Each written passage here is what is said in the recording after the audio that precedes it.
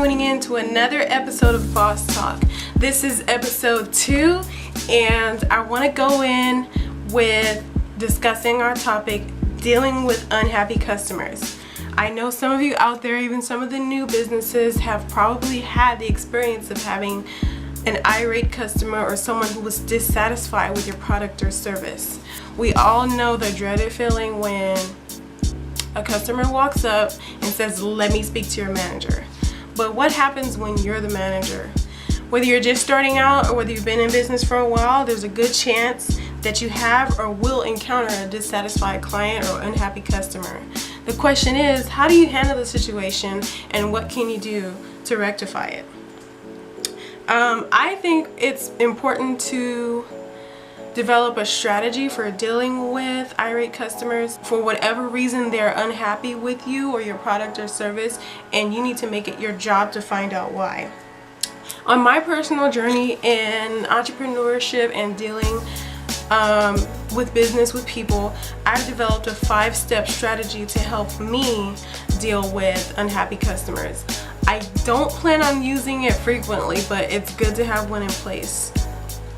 So step 1 is shift gears and recognize the situation as an opportunity. This is the chance. This is your chance to educate yourself about where you might be lacking in your business or what you can do to improve. There's a Bill Gates quote that states, "Your most unhappy customer is often your greatest source of learning." And this is never more true in these types of situations. Learn what you're doing wrong and how you can improve, and use the opportunity as a way to learn. Step 2, put aside your emotions. I know it's hard, especially when you're the owner of your business. The business is your baby. I know you take pride in your reputation. You need to put aside your emotions and your ego. This is not about you. This is about them. You're providing a service or product to a customer who is giving you their money in exchange for that product. You need to breathe deep and relax. It's not about you. Step 3, listen. Put yourself in their shoes. No matter how unreasonable or how unfair you think the complaint might be, or that you don't completely understand where they're coming from, you need to listen. Put yourself in their position. Utilize your skills and practice empathy in these types of situations. Role play. See the situation from their perspective and listen. Listen for facts. Listen beyond their emotional distress. Listen in to try to pinpoint what really is the problem. That way you can work towards developing a solution. Step 4, apologize. I know we don't really want to take personal responsibility for a customer's dissatisfaction, especially if we think it's unfair or if we can't see where the problem is, or if we have failed to set aside our personal emotions. But it's really important to apologize and take accountability for customer service. Let them know that you will do your best to deliver and remedy the situation. Don't be passive. Don't patronize them. Don't say, "Yeah, okay, is that the problem? Okay, yeah." Don't do that, because that's not only is that disrespectful, that's gonna piss people off even more. They're gonna feel like you're not listening to them. So take accountability for that customer satisfaction and take the power to make that customer a happy customer. Step 5, negotiation. What does the customer want? You understand the problem, you've listened to their rant, you've let them have their say, which is very important. Now you need to figure out, what do they want from you? What is the best solution to remedy the situation? Do your best to meet in middle ground and try to make sure that your customer leaves at least feeling like the situation has been resolved.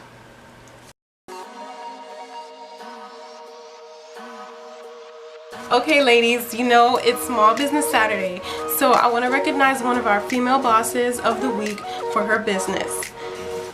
This week's female boss is Miss London with So Sweet Cake Boutique. If you haven't tried these, you need to try it. It's heaven in a jar.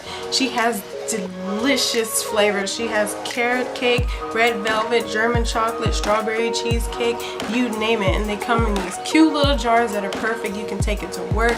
You can give it as a gift. Again, that's So Sweet Cake Boutique. Okay.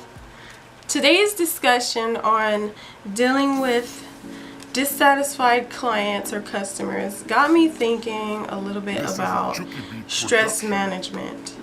And I know for my fellow female bosses, we do have a lot on our plates, especially those of us who have kids or families or 9-to-5 jobs in addition to our entrepreneurship, and those of us who are going to school. We have a lot on our plate and we might be dealing with a lot of stress.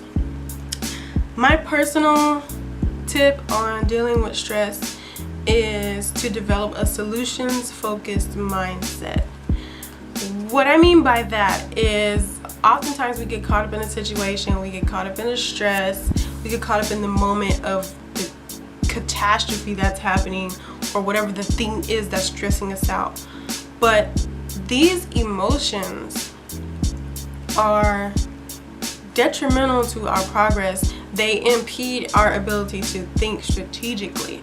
So the best way to think about situations is to think about what to do moving forward immediately. As soon as something happens, you know, you're only human, so you're gonna feel it, you're gonna be emotional, but immediately start trying to bring yourself back down to that smart level thinking and think, okay, it's already happened, it's already done, what can I do moving forward?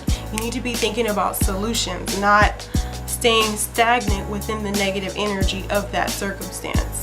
When you start to develop a solutions focused mindset, it makes getting through hard situations a lot easier. You've gotten everything situated as best you can. You can then later in the day, you can take the time to reflect, have a glass of wine, have maybe a jar of cheesecake and just think and reflect on your emotions of the day while you relax. But in that situation, it's important to always stay focused on solutions and not allow negative emotions to overtake you. I do want to end the night with a quote from author Louisa May Alcott, who says, "I am not afraid of storms, for I am learning how to sail my ship." Thank you again for joining me. I think I'm getting a little better with everything, so I really appreciate all my viewers. I appreciate all positive feedback. All constructive criticism is welcome as well, because I am learning just like all of us are still learning. You can join me again next week for the next episode of Boss Talk. I'm Charla Bee. Thanks for tuning in.